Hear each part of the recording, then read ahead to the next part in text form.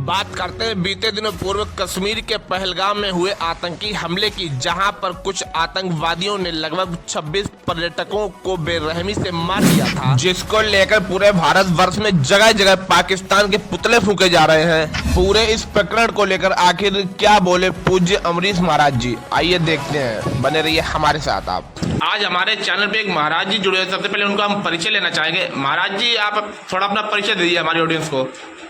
मैं अमरीश तिवारी पूज्य स्वामी श्री रामभद्राचार्य जी महाराज का शिष्य हूँ और राम कथा का वक्ता हूँ मैं जी। पूरे देश में मैं राम कथा गाता हूँ जी।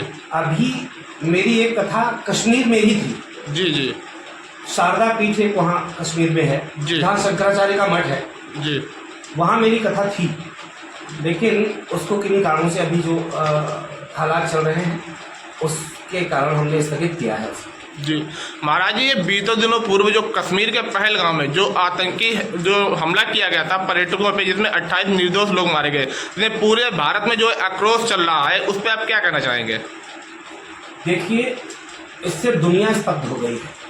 केवल भारत नहीं, केवल अमरीश तिवारी स्तब्ध नहीं है जी, सारा संसार इसमें स्तब्ध है। जो कायरतापूर्ण हरकत हुई है, इसमें जो दोषी है वो कहीं और के नहीं है, ये हमारे भारतीय भी हैं, जिनका मैं किसी का नाम लेना नहीं चाहता। देखिए, कोई भी दुश्मन जब बाहर देश से आता है तो उसको एक जगह चाहिए होती है शरण लेने के लिए।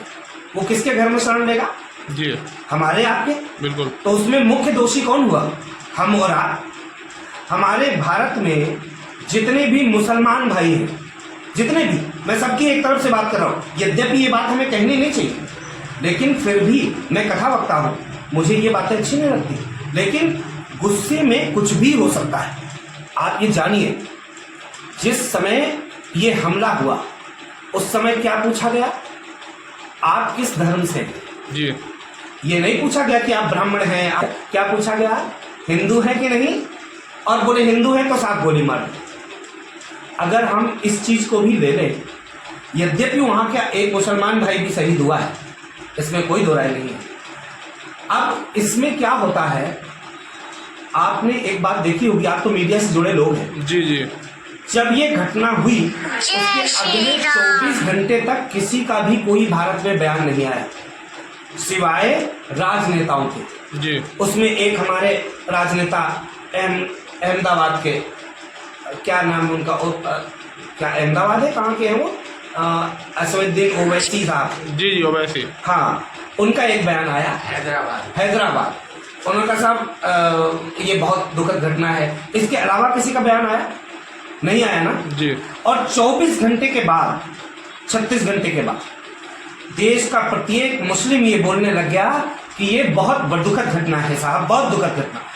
मैं एक इंटरव्यू देख रहा था कि ने जब रावण का संहार किया तो क्या महाराज जी वो सबसे पहले लंका पहुंच गए? जी नहीं, पहले उन्होंने देश में बैठे राक्षसों का वध किया। और आज जरूरत है, जो देश में बैठे हुए राक्षस हैं, पहले हम उनको निकाल के मारें, उसके बाद कहीं किसी पे अटैक करना सोचें। क्योंकि जो हम आज, देखिए, मुझे कहना नहीं चाहिए, आज का मैं एक पेपर में ही पढ़ रहा था, शायद मेरे को कहते हुए शर्म आ रही है, भारत के एक शंकराचार्य, जब ये सिंधु नदी का पानी रोका गया तो उन्होंने बोला कि ये सिंधु नदी का पानी रोका नहीं जा सकता है। क्यों? क्योंकि यहाँ पे सिंधु नदी का पानी रोकने की भारत सरकार के पास कोई व्यवस्था नहीं है, और अगर कोई व्यवस्था होगी भी तो अगले 20 साल लग जाएंगे, जबकि ऐसा नहीं है। आप गुमराह कर रहे हो भारत की जनता को। अब मैं नाम देना नहीं चाहता, आपका काम हमें सांत्वना देना नहीं है, हमारा साहस बढ़ाना है। भारत सरकार से भी अपील करूंगा, जैसे भारत जो हिंदू हैं उनको सबको प्रत्येक जिले में हथियार उपलब्ध कराया जाए, लाइसेंस बनवाया जाए। उनकी तो गणना आपके पास रहेगी ना, अनावश्यक कोई आत्मरक्षा के लिए तो चाहिए ना। आज के समय में हमारे पास एक छोटी सा कोई हथियार नहीं होता है, अचानक कोई हमला हो जावे तो हमारे घर के बच्चे एक नारियल काटने की जो चाकू रहता है उससे नारियल नहीं काट सकते हैं साहब। और हम सभी हिंदू वासियों से, जो भी देशवासी हैं, हिंदू का जो अपने आप को झंडा लिए घूम रहे हैं, जो सनातनी हैं, मैं उन सबसे कहना चाहता हूँ, अब वो समय नहीं रहा जब हिंदू मुस्लिम भाई भाई हुआ करते थे। हिंदू मुस्लिम भाई भाई ये केवल सनातनियों ने बोला है। हमने पिछले इंटरव्यू में आपसे बोला था, मैं एक कभी खबर इंडिया पे हमारे बाइट चल रही थी, आपने शायद उसे देखा होगा। जी जी। मैंने बोला था हमारा जो धर्म है सर्वे भवन्तु सुखिनः सर्वे सन्तु निरामया, लेकिन क्या ऐसा आपकी कुरान में लिखा है? जी नहीं। मैं एक मौलाना का इंटरव्यू सुन रहा था, उन्होंने डायरेक्ट बोला कि हमारे यहाँ ऐसा कुछ भी नहीं लिखा कि हिंदू मुस्लिम कभी भाई भाई होंगे। उन्होंने बोला है कि जो हमारे अल्लाह को नहीं मानता वो हमारे लिए काफिर है और उसकी गर्दन काट देना ही हमारे अल्लाह के लिए नेक काम होता है। तो हमें क्षमा करिएगा, अगर किसी का अल्लाह किसी की गर्दन काटने से प्रसन्न होता होगा तो वो ईश्वर नहीं हो सकता, कभी नहीं हो सकता। ईश्वर दयालु है। और इसके अलावा मैं क्या ही बोलूं, आप सब जानते हैं क्या चल रहा है, पूरे देश में आक्रोश हो रहा है, कहीं कोई पुतला फूक रहा है। आप पुतला फूक के प्रसन्न हो रहे हैं, वो आपका अपना जीवन लेके प्रसन्न नहीं हो पा रहे। वो कहते हैं हमने तो एक ही मार पाया जीवन, और क्या बोले इसमें।